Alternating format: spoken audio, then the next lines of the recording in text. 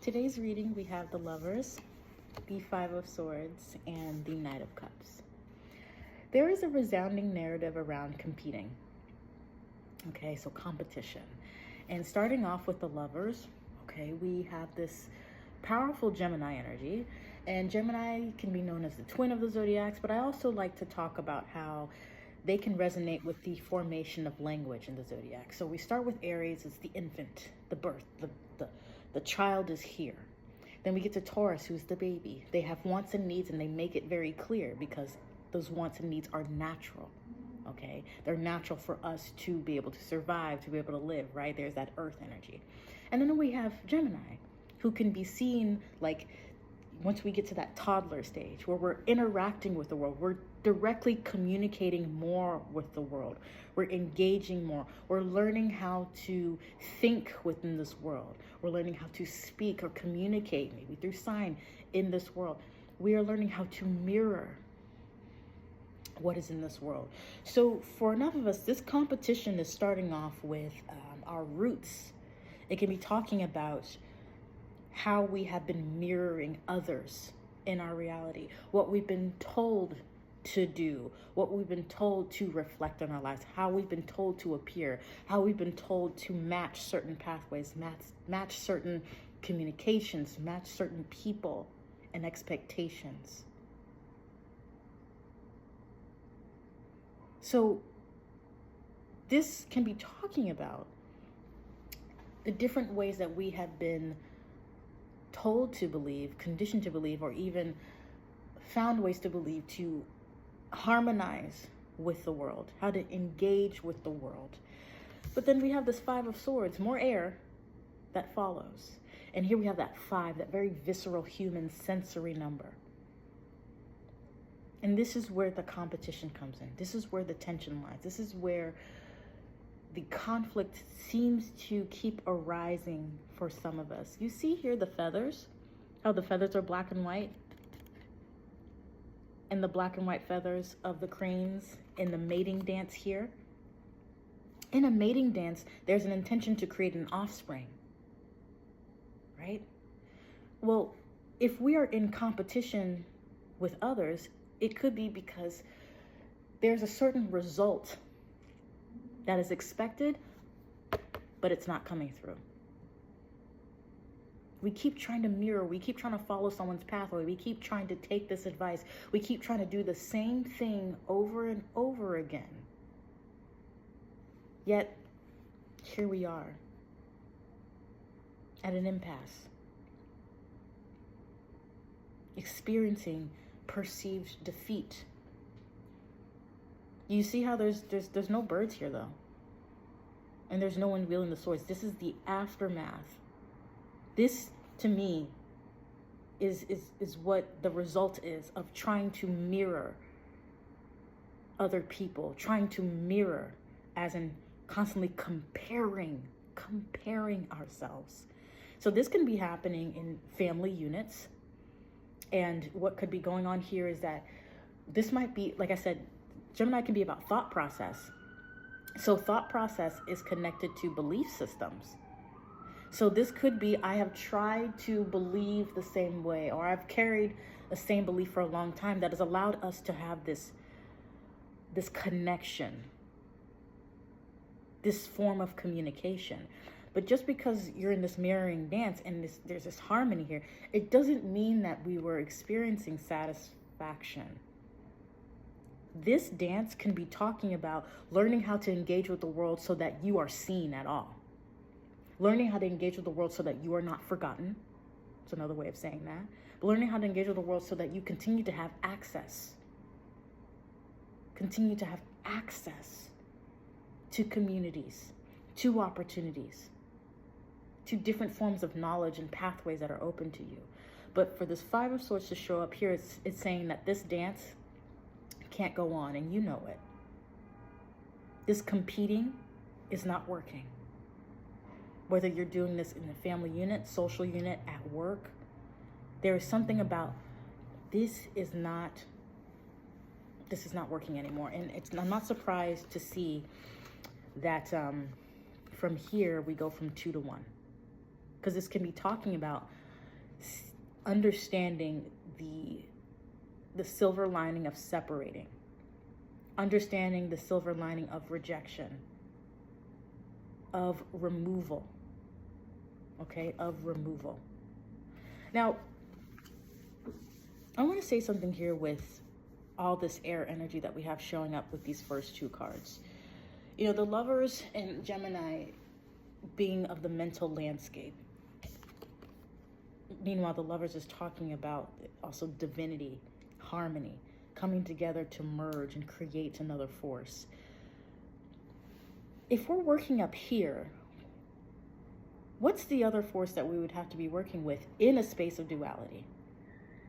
If we're working with the mind, that means that we also have to be working with another brain center right here, the heart, ripe with neurons, also has its own memory bank.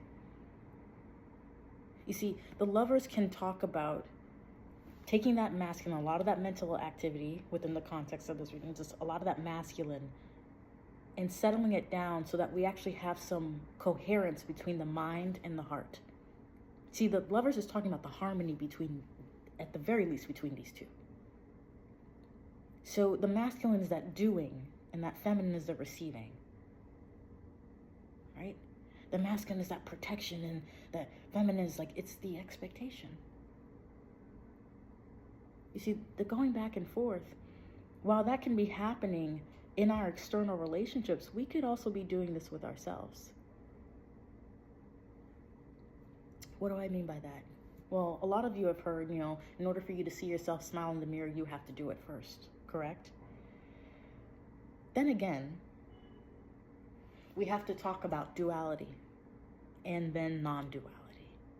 See, duality is telling us we have to compare ourselves to. That's why competition is existing in the first place. But if there are those of you out there who are like, I'm not really having problems at work, family, I've already, figured that out. Maybe you decided I'm not going to follow this pathway anymore.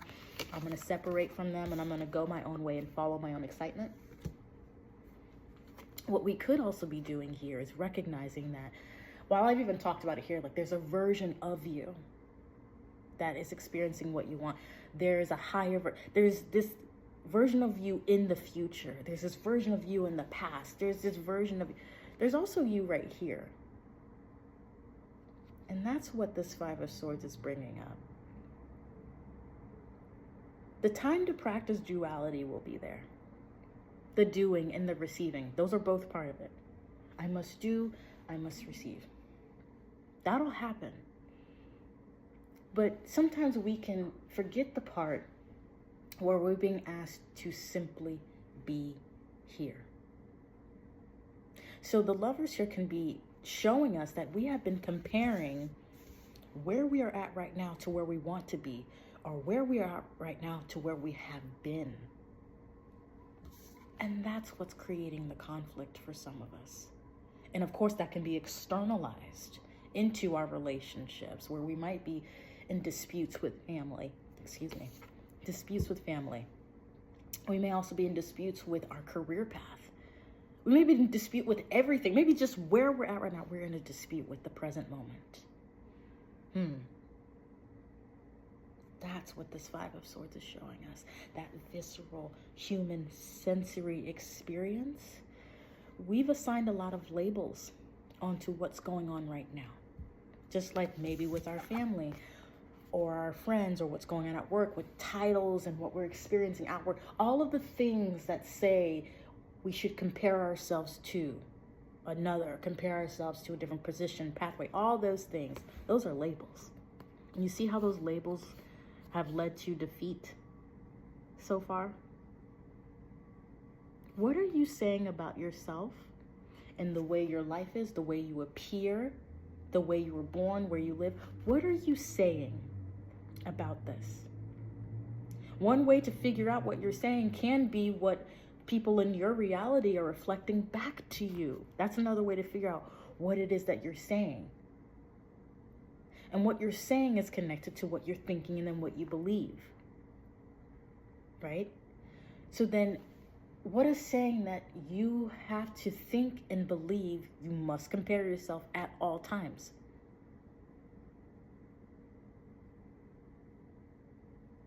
What is telling you to always consider that there's something better? Because as I've said before in previous years, there are places for you to go when it's the time to go there. But home is here. Home is right here. And that's what many of you are getting the chance to, you're getting the chance to experience this, because the Knight of Cups is an adventurer. And do you see how the Knight of Cups, this dolphin here, they're by themselves in this depiction. This is about willing to go on that adventure alone. And do you see how this dolphin, this is cups, this is that subconscious, this is that intuitive, spiritual, emotional realm. For there to be excitement here, there has to be a knowing that we can exist in this space. And this is a very natural space for this dolphin to be in, whether they are underwater or above it. It doesn't matter. This dolphin feels safe and secure. Doesn't even matter if alarms are going off, if things are trying to call your attention, or some of you might even call it distracting.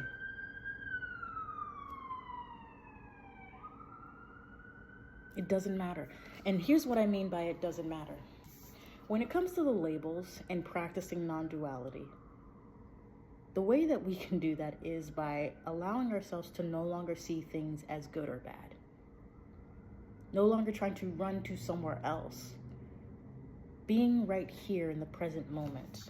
Allowing ourselves to exist in this living framework that you can call now or the present moment. And experience it from a non-judgmental space. That's why some of you have separated or have decided being on your own or separating from that job, from those groups of friends, from that family or those family members. That's why it's better for you, because whenever you try to mirror, whenever you try to create harmony, whenever you try to force something to happen or force yourself to be seen in a similar way, judgment. And look at how that's resulted. It's a lot of hurt. It's a lot of hurt here. So if we feel that our external environment is feeling very judgmental, we're feeling rejected, it feels like we've swung from one side of the pendulum to the other. This Five of Swords, some people say this is bad. It can be seen as good because it is showing us that we've been a little bit too much up here. We've been believing too much of a label or these labels that are not allowing us to have that free-flowing channeled energy. It's not allowing us to have that clear connection to our intuition, a clear understanding of what is going on with our bodily sensations. It is not allowing, these labels are not allowing us to have that mind-heart coherence that delivers the harmony that we know exists. That's why you fought in the first place. If it wasn't possible, you wouldn't have fought for it. But right now it's saying there's no need to fight. You do not need to do, and you do not need to receive. Just be here with yourself right now, regardless of what it is you're observing. Out here will give us infinite reasons as to why we should not feel good enough, why we should judge ourselves, compare ourselves. Time is another thing that will encourage us to, ooh, right? But these cards, the story that's coming up right now is saying, it is safe for you to just exist exactly the way you are right now. You do not have to judge your financial standing. You do not have to judge your career. You do not have to judge your health, the status of your relationships right now. You don't have to judge your skin tone, the way your hair is. You don't have to judge anything. You're allowed to do none of that. And I feel that we're being asked to nurture that part of our existence, to show up for that part of our existence. This is not about saying, I'm dissatisfied with the way things are going right now. But see, that's what some would call getting back into the matrix. That's that duality, because you're comparing your life to something else. And what we want to do right now, what we're being asked to do right now, is to let that go. You're allowed to separate from having to produce something all the time. You're allowed to separate from constantly mirroring or assimilating, being like others, mirroring the external environments in such a externalized, I should say, it's an externalized way that's like trying to keep up, because it's coming from a place of not feeling good enough. But the thing is that you are good enough. And someone who feels good enough does not feel like they need to be doing anything beyond what is in front of them. A person who feels like enough is fine with existing as they are. They're fine with allowing things to exist exactly as they exist right now. I know this can be difficult, but we practice languages, we practice instruments, we practice healing. We can practice stillness. We can practice non-duality too. This is the perfect time for you to practice non-duality, because non-duality is another word for love. Okay? That's another word for it. And I intend that for those of you who have been feeling inadequate, those of you who have been feeling rejected, those of you who've been feeling the tension of change, discomfort of being in the unknown, that you allow yourself to be the observer of those feelings, those thoughts, those beliefs. Allow yourself to have those experiences and those seasons of life where you pull back and observe and experience without judgment. Because this Knight of Cups here is very free.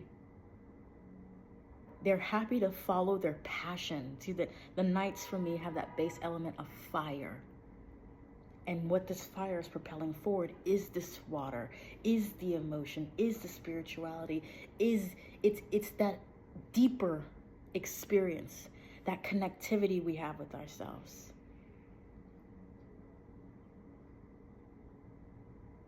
It's allowing for the experience of being submerged in the darkness and being above in the light, and being carefree enough to let go of labels so that you can experience what it's like to be. Because that's natural. This is a natural habitat. This is a natural way of existing. This is a natural way of engaging with your world. It's not assigning yourself to labels. It's not constantly fighting your current existence. That's the stuckness. That's the impasse. That's the competition. That's the conflict. That's the tension. It's fighting what is. So you're essentially fighting yourself. And we can see how that translates outwardly. But we're being called to just, let's get into us. Let's get into the experience we've created for ourselves. Oh, what is this? Oh, I created some painting I did. Oh, I'm recording a reading right now. And I'm not judging the way that I'm doing it. I'm not judging what I've already created. I'm not holding myself to standards of the external. Because you don't have to do that either. Right now, it's be in peace. Be here. Be in the present moment. There's a reason we have so much air. Breathe. Breathe. That's why when we panic, therapists or those who have learned or those who are in emergency service, they say, breathe. Catch your breath. Make sure there's enough oxygen going to your body. Take a deep breath. This Five of Swords can be talking about how our breaths may feel a bit staggered. And if we notice that, just notice. This is a chance to notice maybe where we feel it's harder to take a deep breath, where it's harder to breathe, or even looking at the substances of the external things that we use, the content that we consume to help us breathe deeper, but also knowing that this is about knowing that we can survive above and below. You can exist in the air and you can exist in the water. There's oxygen in both realms. And you can exist in both. So just be with that understanding. Just be with yourself. Do not judge anything that has happened. Do not judge where you have been or where you want to go. Truly, there is no version of yourself to go to. You are the greatest version of yourself right now. When I talk about version of yourself that has experiences and that, it's because I'm speaking from a place of us looking at duality. But right here and now, this is about stepping back. Understanding the spiritual experience, the divine experience that you're having in this vessel called a body that is a natural boundary. You are more than what you've ever been told you have been. You're technically everything all at once. And I intend that makes sense to you.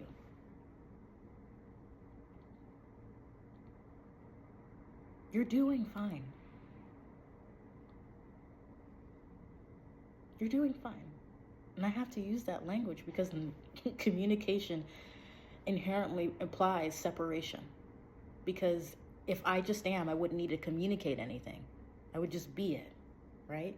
But because I'm communicating, I'm going to reiterate, you are okay. You're allowed to be in the middle. You don't have to be swinging to either side of the pendulum. You don't have to be flipping to either face of the coin. Just allow yourself to exist in what you've created so far without judgment. That is how the Knight of Cups is approaching the world. Carefree. Yes, so many things are going on right now. And they will be there. All right? There's so many things that will be in place, again, in a world of duality. But it doesn't mean that you have to neglect showing up for yourself. The Lovers is also indicative of knowing that you have a choice to make, which means you knowing that you're capable of making a choice. You can choose to stop comparing yourself. You can choose to stop fighting. You can choose to rest.